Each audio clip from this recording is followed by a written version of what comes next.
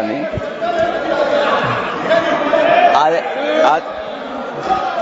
आदरणीय सभापति महोदय, मैं आपका बहुत धन्यवाद देना चाहता हूं कि बहुत ही महत्वपूर्ण और देश के लिए और बड़ी आबादी के लिए भारतीय जनता पार्टी की सरकार में एक और बिल आया है, क्योंकि मेरे से पूर्व में जो हमारे साथी बोले हैं वो माननीय सदस्य हमारे साथ नहीं, लेकिन मैं उनके बहुत सारी बातों से सहमत हूं। और अध्यक्ष महोदय, मैं देख रहा हूं जो एक्स कांग्रेस वाले हैं वो ज्यादा बोल रहे हैं।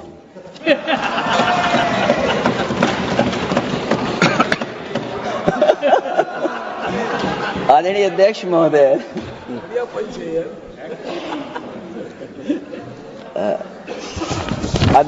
जो आज बिल पेश हुआ है, मैं हिंदी और अंग्रेजी को जो कुछ समझ सकता हूं वो यही मैं कह सकता हूं कि माननीय मंत्री जी ने ये कहा कि ये उम्मीद है। ये उम्मीद कैसे बना है, अंग्रेजी में भी मुझे समझ में नहीं आ रहा कि उम्मीद है, ये हिंदी में भी समझ में नहीं आ रहा कि ये उम्मीद है। यूनिफाइड वक्फ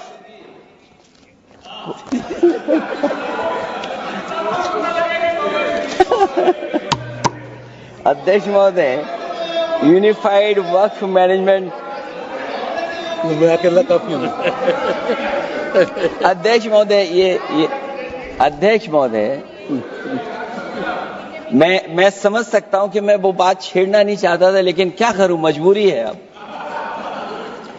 अध्यक्ष महोदय, अभी माननीय सदस्य लोग ये कह रहे हैं कि हमारे सदस्य नहीं है यहां पर जो हमारे साथी हैं, लेकिन अध्यक्ष महोदय मैं ये कहना चाहता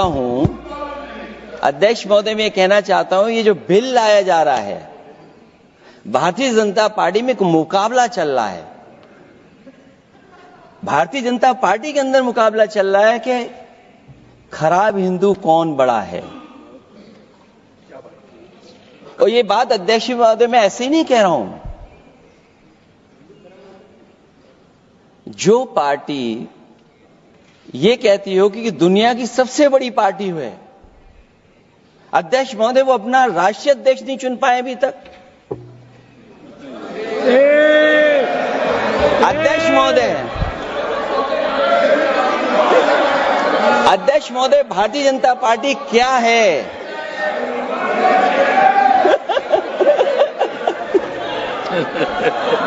जी, मैं अखिलेश जी ने बहुत हंसते हंसते कहा है, इसको हंसते हंसते जवाब देना। इस सामने जितनी पार्टियां हैं उनका राष्ट्रीय अध्यक्ष उन 5 लोगों को ही चुनना है परिवार के। हमें माननीय अध्यक्ष जी करोड़ों सदस्यों में से 12-13 करोड़ सदस्य प्रक्रिया कर चुनना है तो देर लगती है। आपके यहां जरा भी देर नहीं लगेगी। मैं कह देता हूं अभी 25 साल तक आप अध्यक्ष हो जाओ, नहीं बदल सकता। अध्यक्ष महोदय, क्योंकि जो बात निकल के आई है वो मैं फिर आगे बढ़ा दूं। अध्यक्ष महोदय, जो बात सोशल मीडिया या और जगह गुपचुप हो रही है, कहीं ऐसा तो नहीं था कि अभी कुछ दिन पहले यात्रा जो हुई है वो कहीं 75 वर्ष की एक्सटेंशन वाली यात्रा तो नहीं थी। अध्यक्ष महोदय, ये जो इस बार जो वक्फ बिल आया है, नाकामी का पर्दा इस बार है वक्फ बिल। और नाकामी कोई एक आध नहीं है, मैं कई नाकामियां बता सकता हूं।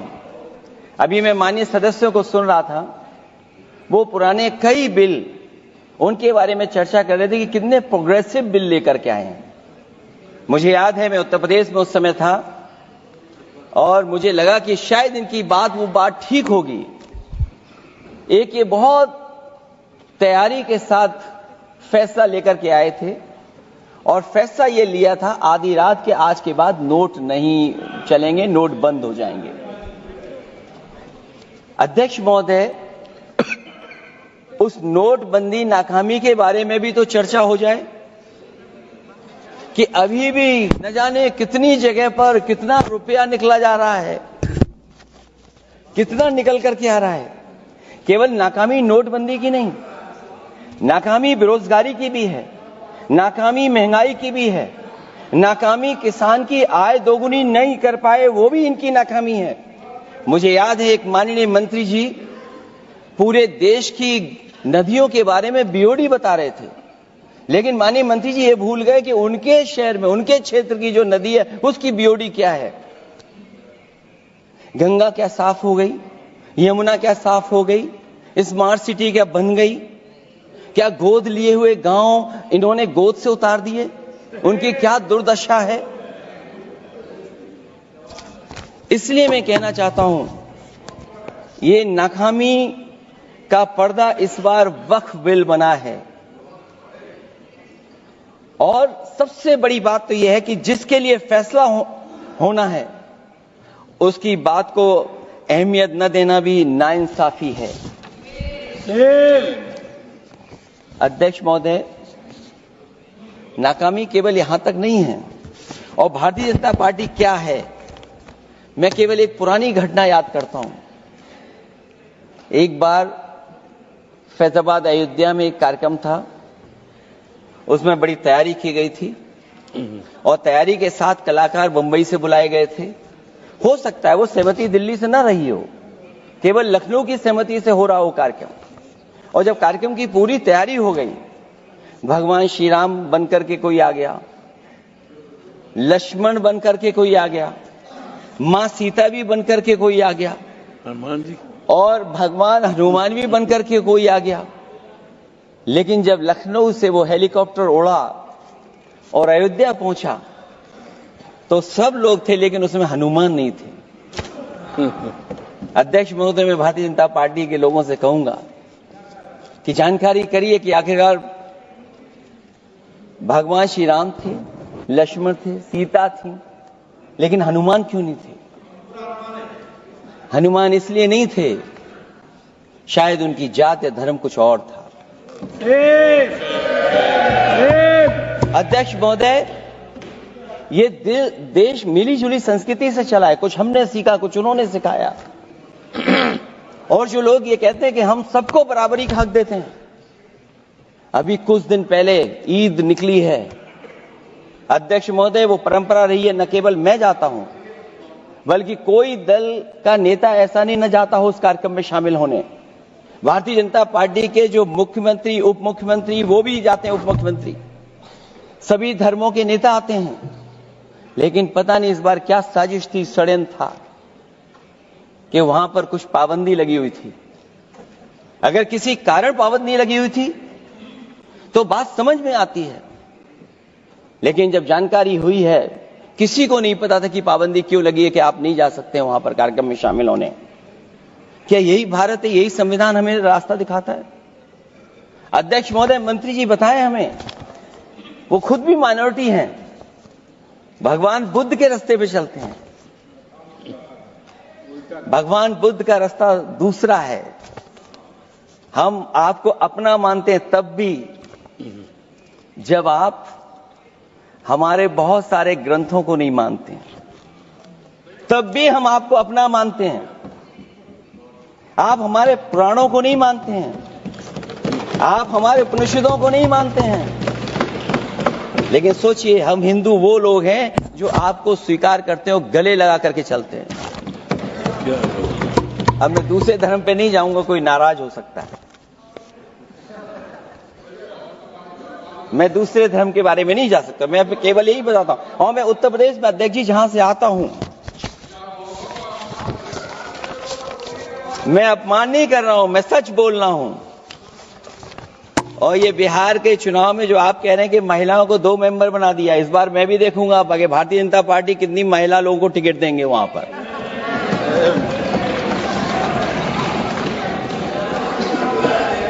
अध्यक्ष महोदय, भाजपा जब भी कोई नया बिल लाती है तो वो अपनी नाकामी छुपाती है।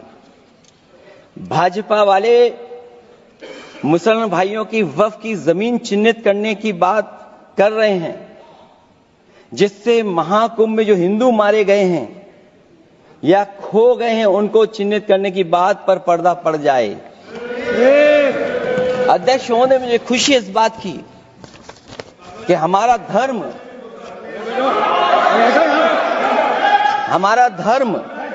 अध्यक्ष महोदय नहीं कुछ कहना चाहते हैं नहीं प्लीज, उनको अलाउ नहीं किया। अध्यक्ष महोदय, कुंभ में आस्था सबकी है, कोई ऐसा नहीं जिसकी आस्था ना हो। और कुंभ कोई पहली बार नहीं हो रहा था। ये भारतीय जनता पार्टी के लोगों ने ऐसा प्रचार किया कि 144 वर्षों के बाद पहली बार महाकुंभ होने जा रहा है और लोग निकल पड़े। सरकार ने कहा कि हमारी तैयारी 100 करोड़ की है।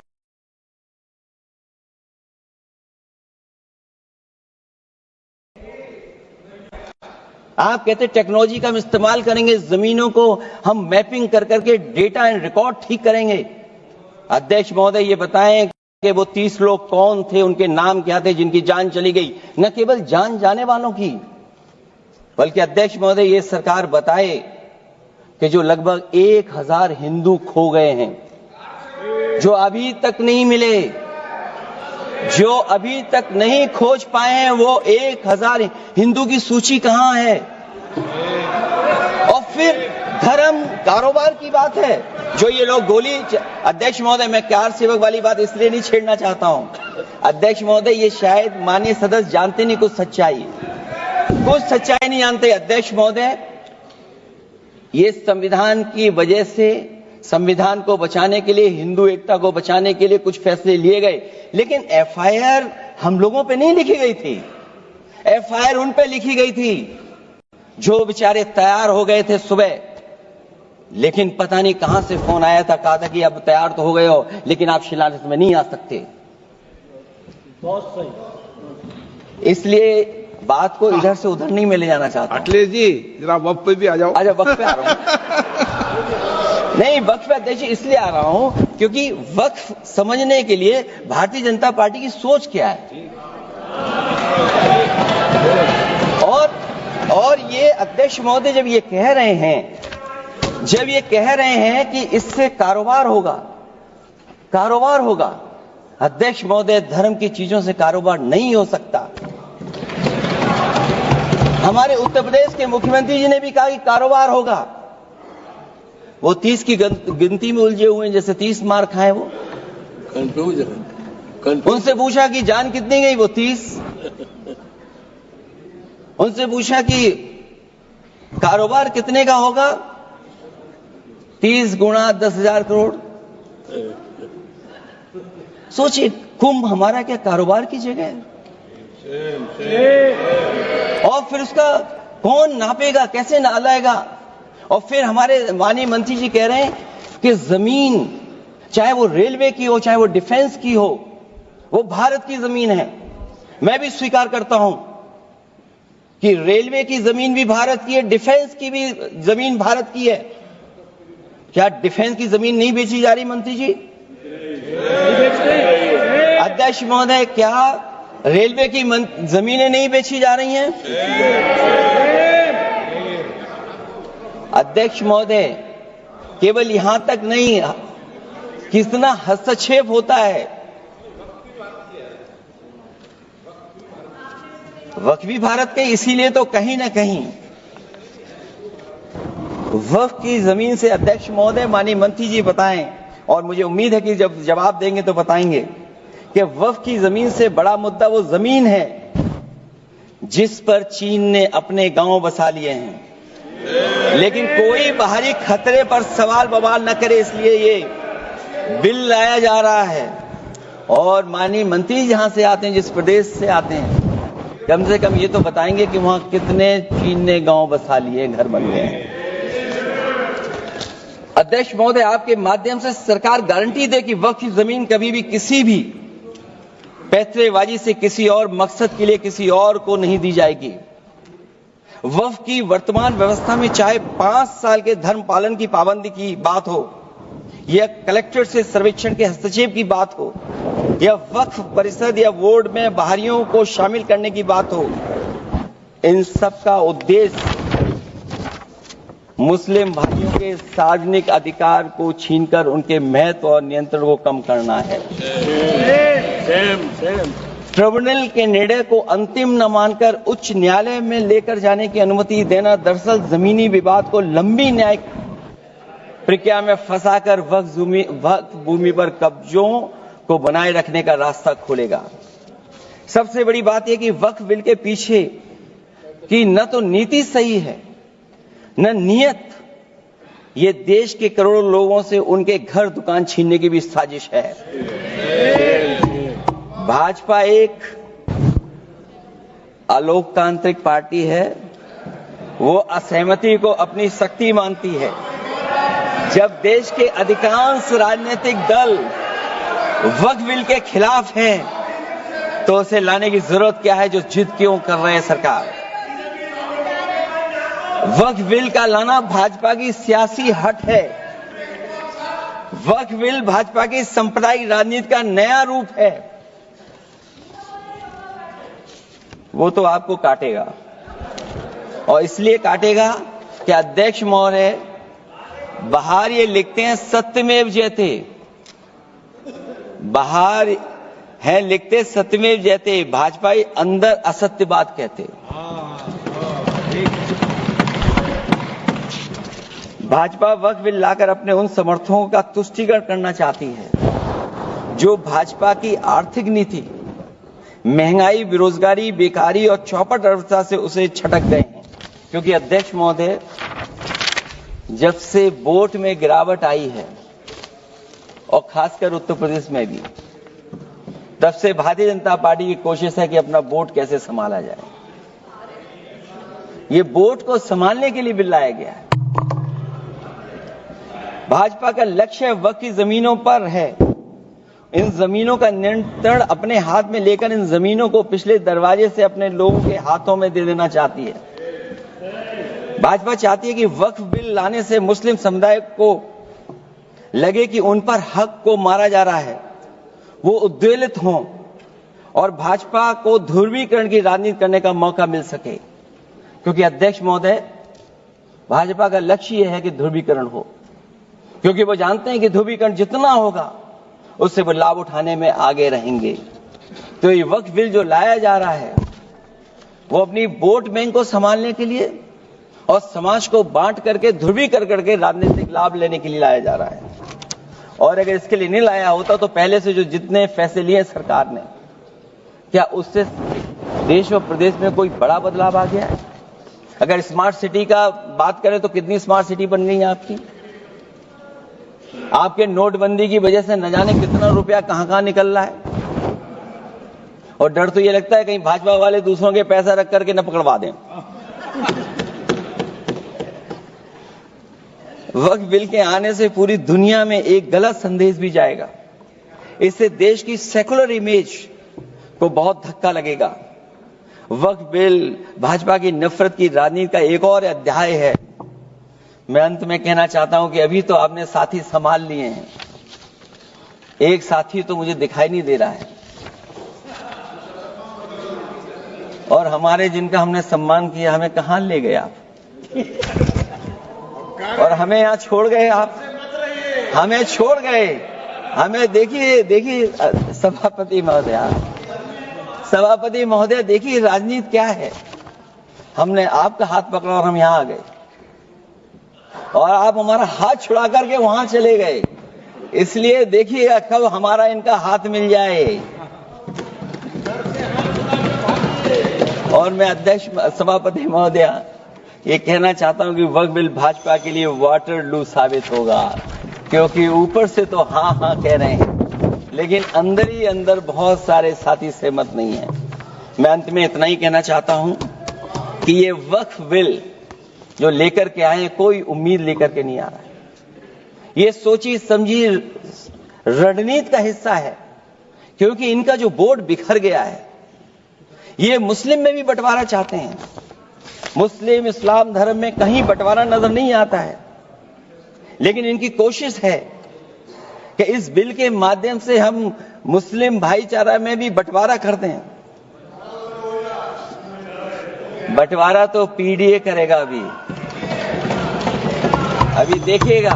सभापति महोदया, हमारे एक सदस्य कह रहे थे कि चुनाव बहुत अच्छा होता है। इनसे बेहतर किसने चुनाव देखा होगा? चलिए, धन्यवाद। वोट ही नहीं डालने दिया। करिए सभापति महोदया, मैं धन्यवाद देता हूं। मैं और अपने दल और